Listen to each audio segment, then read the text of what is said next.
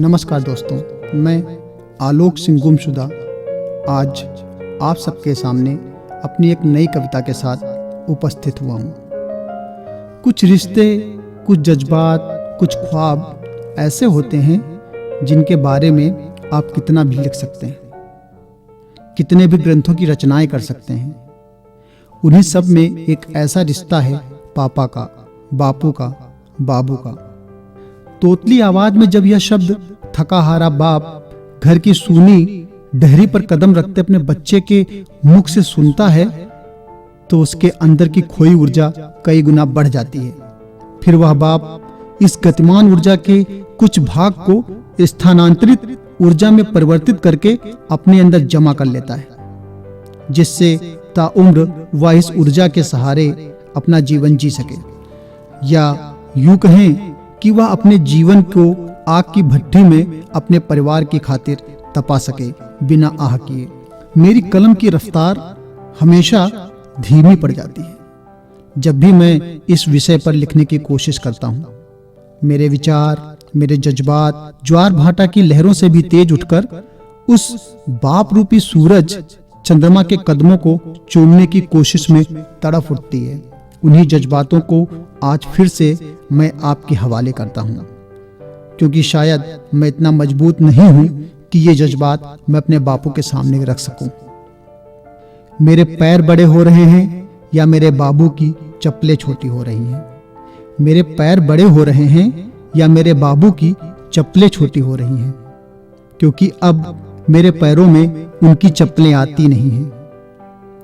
पता नहीं क्यों उनकी घिसी चप्पलों में वो उनका धड़कता दिल मेरी नजरें देख पाती नहीं हैं।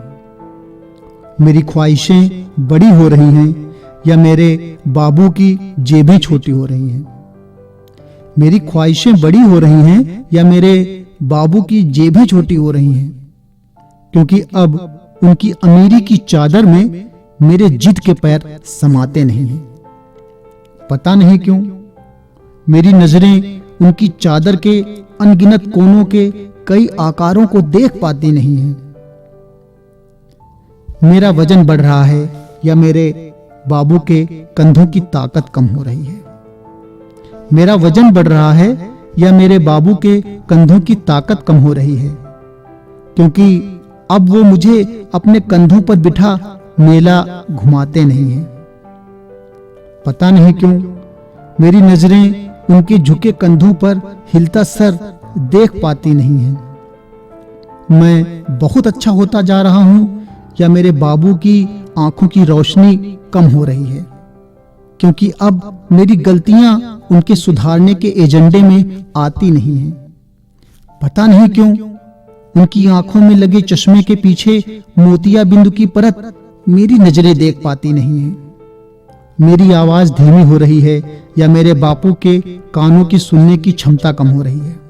मेरी आवाज धीमी हो रही है या मेरे बापू के कानों की सुनने की क्षमता कम हो रही है, क्योंकि अब उनके कानों के अंदर तक मेरी आवाज पहुंच पाती नहीं है। पता नहीं क्यों उनके कानों के बाहर निकले बालों में उलझी उनकी सुनने की कई वर्षों की टूटी मशीन मेरी नजरें देख पाती नहीं है। मेरे ज्ञान के नेत्र खुल गए हैं या मेरे बाबू की याददाश्त कम हो रही है, क्योंकि अब वो मुझे बिठा अक्षरों में छुपे जीवन के कई फलसफे सिखाते नहीं हैं। पता नहीं क्यों मेरी नजरें उनकी कांपती कमजोर उंगलियों को देख पाती नहीं है। मेरी भूख मर रही है या मेरे बाबू की भूख बढ़ती जा रही है। मेरी भूख मर रही है या मेरे बाबू की भूख बढ़ती जा रही है, क्योंकि अब वह मुझे अपने पास बिठा अपने हाथों से खिलाते नहीं हैं। मेरे पीछे भाग भाग कर छोटे छोटे निवाले मेरे मुख में डालते नहीं हैं। पता नहीं क्यों उनकी चिपक रही अतड़ियां और कमजोर हो रही पाचन शक्ति को मेरी नजरें देख पाती नहीं है। शायद मुझे उम्र ने बहुत जल्दी बड़ा कर दिया है और मेरे बाबू को बहुत जल्दी बूढ़ा। मेरे बाबू के अंदर का बाप खोता जा रहा है और मेरे अंदर का बच्चा और भी जवान होता जा रहा है। पता नहीं क्यों मेरी नजरें उसके अंदर छुपे बच्चे को देख पाती नहीं है। पता नहीं क्यों उस ढलते सूरज की खामोशियां मेरे जज्बात समझ पाती नहीं हैं। पता नहीं क्यों मेरी मजबूरियां इतनी बड़ी कैसे हो जाती हैं कि उसकी कुर्बानियों के उजाले की रोशनी मेरी नजरें देख पाती नहीं है। पता नहीं क्यों मेरी नजरें पेड़ की हरी पत्तियों से नजरें हटा धीरे धीरे मृत हो रही जड़ें और दीमक से कमजोर हो रहे तने को देख पाती नहीं है। पता नहीं क्यों पानी पीते समय मेरी नजरें उस गंगा जल में पड़ रहे कीड़ों को देख पाती नहीं है। पता नहीं क्यों मेरी नजरें उन जवाबों को जो कल मेरे लिए भी सवाल होंगे समझ पाती नहीं है। पता नहीं क्यों, पता नहीं क्यों। धन्यवाद।